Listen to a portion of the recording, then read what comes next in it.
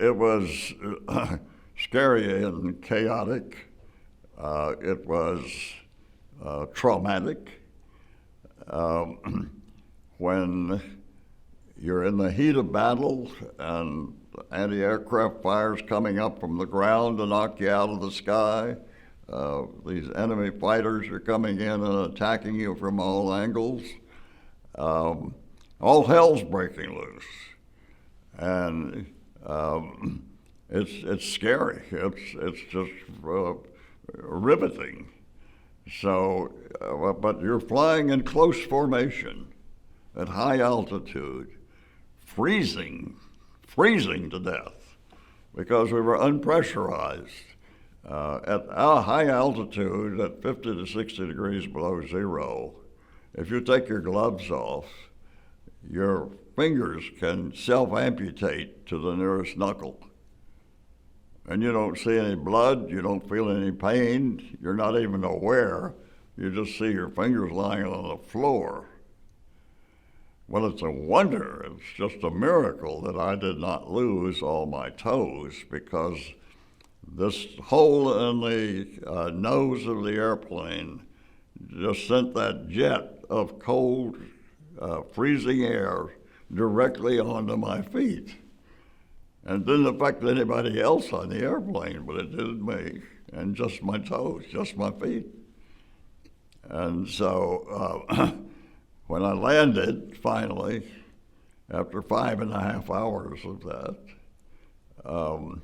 they had to chip me out of the airplane and send me up to the hospital and gradually thaw my feet out. They packed them in ice originally and then gradually brought them back to normal temperature. And fortunately, the treatment I got was correct, and I did not lose my toes, but I still have effects from it in cold weather.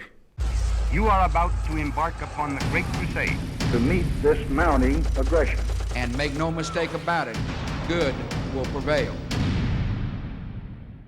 I was born and raised in Chattanooga, Tennessee. Well, I joined the service almost immediately following Pearl Harbor. I had just entered college there in Chattanooga. We were cannon fodder. We were the proper age to be called up. And so my fraternity brothers and I almost en masse joined up in early 1942. I went immediately to Montgomery Field or Maxwell Field in Montgomery, Alabama for pre-flight, and was fortunate enough to be designated as the cadet adjutant, who was the second in command of a 4,000 cadet corps in pre-flight. And as it turned out, that stood me in pretty good stead all the way through my training, because I was cadet captain of each of my classes. 40 of my classmates from my flying school, my advanced flying school, were selected to be sent to the 100th Bomb Group, which was a V-17 organization in Kearney, Nebraska at the time, that had already been through pre-combat training, and they were ready to be shipped out. And they pulled all of the co-pilots, second in command of the crews, out of the planes and stuck us in the right seat. We'd never been in a B-17 before.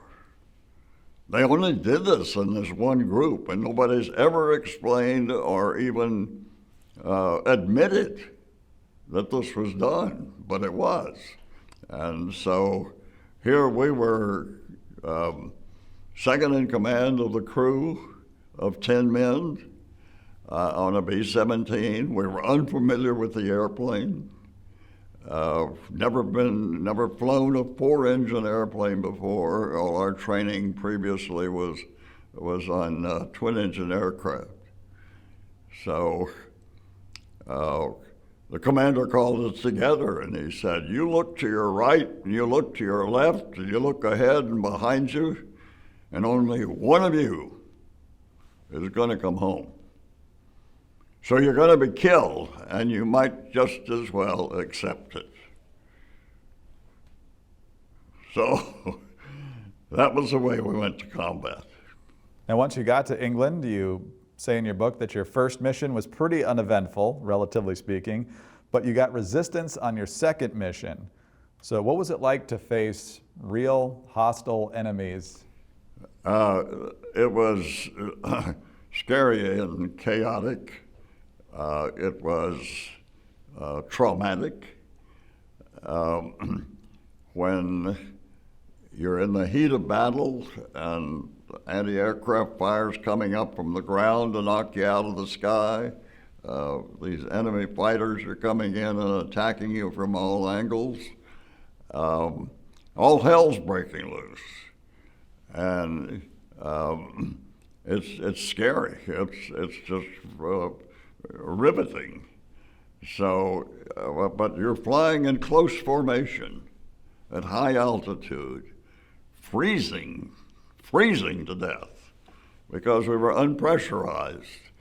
At our high altitude, at 50 to 60 degrees below zero, if you take your gloves off, your fingers can self-amputate to the nearest knuckle.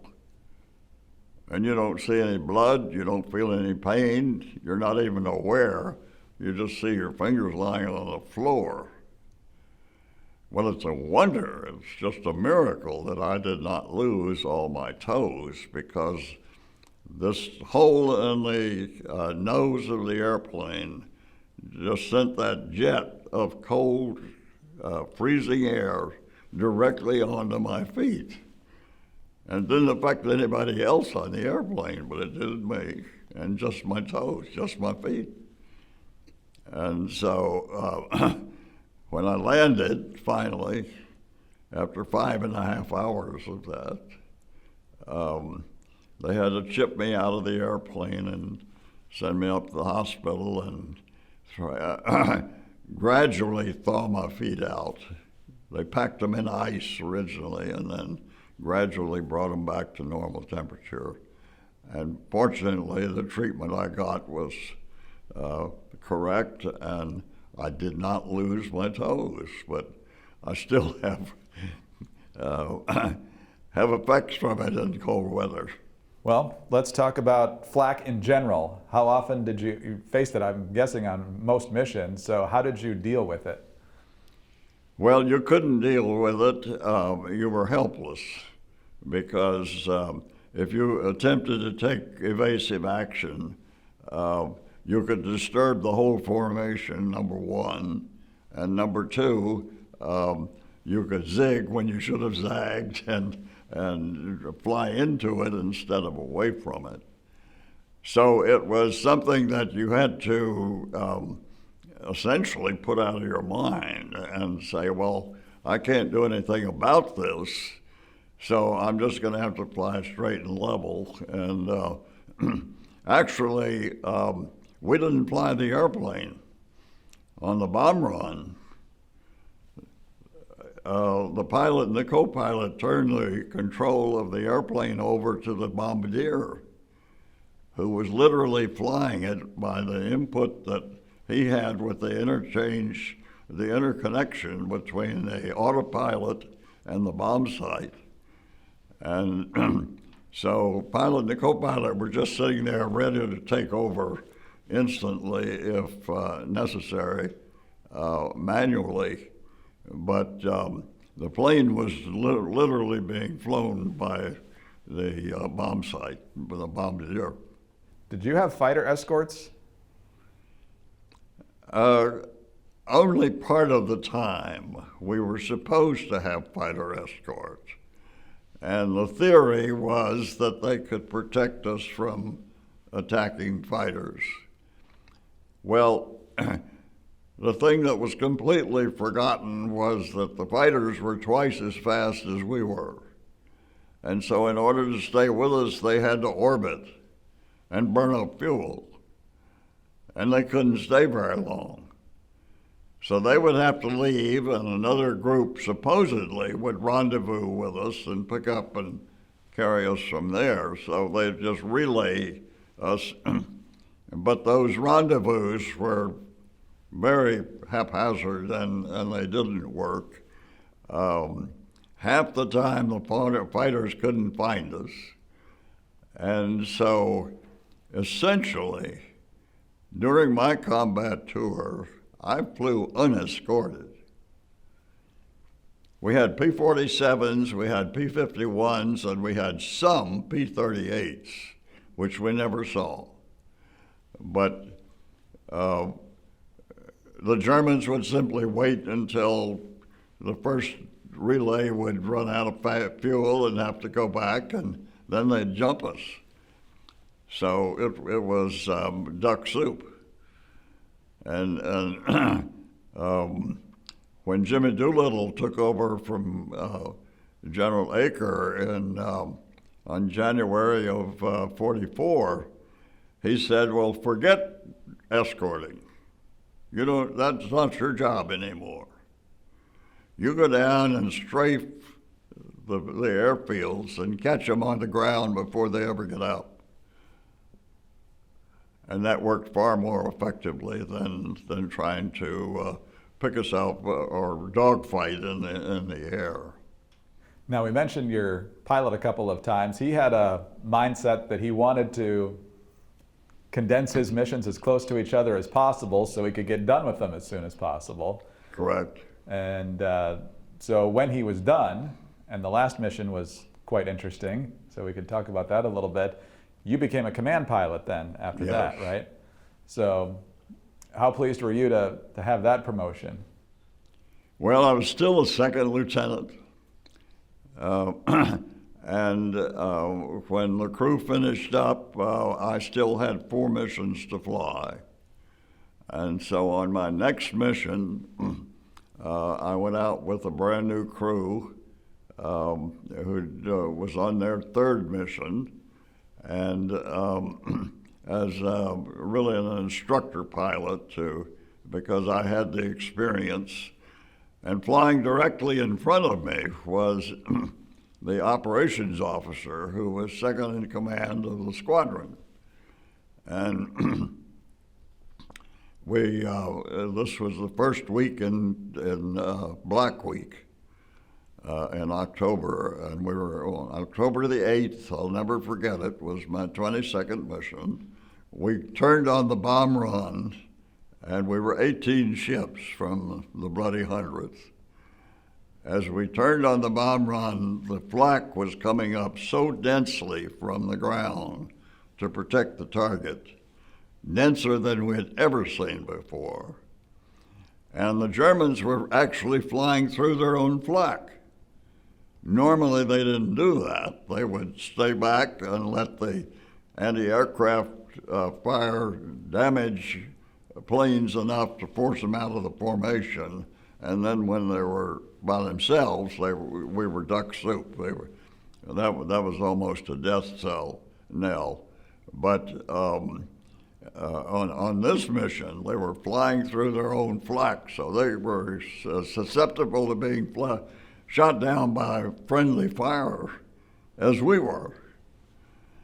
But that was how desperate the Germans were at that stage, and we just I lost 12 out of the 18 airplanes on the bomb run, and I brought what was left of the group back with by tacking on to a succeeding wave of bombers in the 95th group in our wing that followed, or we wouldn't have made it back, because I lost an engine over the target. So I was only flying on 3 engines, and that slowed me up, and that slowed up the whole formation if they kept with me. So it was extremely traumatic, and the Germans were so desperate that when they ran out of ammunition, they began ramming us. just like Japanese kamikazes. And one rammed the plane directly in front of me with the operations officer on it, and they blew up. And so when I landed, the squadron commander came up to me and he said, "Well, Lucky, where is Barker?" Barker was the ops officer. And I said, "Well, I saw them rammed and they exploded, and nobody got out of that airplane, so he's not coming back." And he said, "All right, then you are the new ops officer." I said, "Well, that's going to be a little awkward, and then I'm just a second lieutenant." He said, "Don't worry, we'll give you the support and the authority that you need, and we'll promote you as rapidly as permitted." And that was every 90 days in the combat zone. How do you go back up on the next mission after experiencing something like that? I don't really know. I've thought about that and been asked about it, and I have to tell you that when I look back upon it, and I think of all of the odds, and I think of all of the circumstances under which we were functioning, I have to think, that was suicidal. That was traumatic. It certainly changed me drastically, but then I realized too that nobody goes to war and comes back the same person. It's going to change you. It's inevitable. And when you're facing death day after day, and if you dwelled on that and your odds of surviving that, you wouldn't last. Tell me about your final mission, when you finally got number 25 done. What was that mission like? Well, I was acting as a squadron operations officer of a second squadron, not the first one that I was assigned to, and of course was in a position to select the mission that I would lead. And the squadron commander had combat fatigue, and he had been sent to the flak house, as we called it, or the rest home, and he wasn't even on the base. And so I was in command of the squadron, and this mission came up where this was in early of 44. The Germans had erected these launch pads along the coast of Calais and were lobbing these V-2 rockets into London and causing horrendous damage. So we had a mission at lower altitude to knock out one of those, and that looked like a milk run to me. So I selected a pilot who was on his last mission, happened to be from Dallas, and his crew, and we completed our tour. We thought that we'd just duck over the coast and drop our bombs and scoot home, and it'd be a short and sweet mission, and that would end it.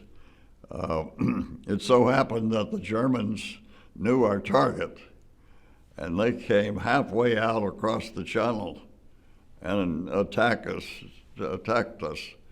and inflicted some damage, but they didn't deter us. We went ahead and bombed the target and managed to get home.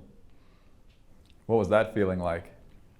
Well, it was such a relief, and it meant, of course, that I was unassigned instantly.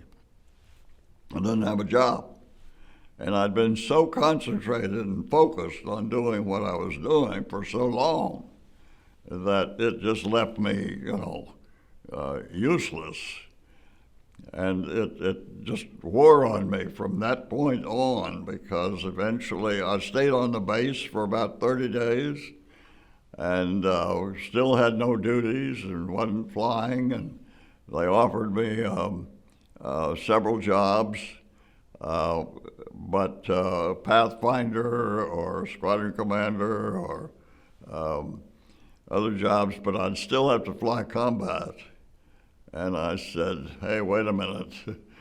I've pressed my luck for 25 missions with the Bloody Hundredth, and I think that's the extent that I ought to do so.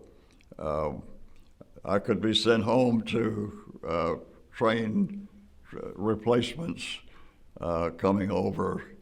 And I said, well, how soon can you cut those orders? So I went to Liverpool and came home by boat. And that was a slow process because we had flown our airplanes across the North Atlantic when we went to combat. And going back took 12 days on an old World War I clunker called the USS Washington. What do you want people to know about the Bloody Hundredth bomb group? Well, it was a very unique outfit. Its history was very unusual. Things happened to it that didn't happen in any other group. It's being documented now by Tom Hanks and Steven Spielberg and the docuseries that will be issued shortly in January. I think it became notorious because of the extremely heavy losses that we sustained when we sustained them. We ended up being somewhat famous or infamous because of our losses. And Hitler certainly miscalculated in thinking that we could not replace our losses. But he completely ignored the fact that we were protected by an ocean on both sides, and in the meantime, our civilian population was outproducing the world for not only ourselves, but all our allies. So we could produce and we could train, and we did. And that's what spelled the difference for our prevailing.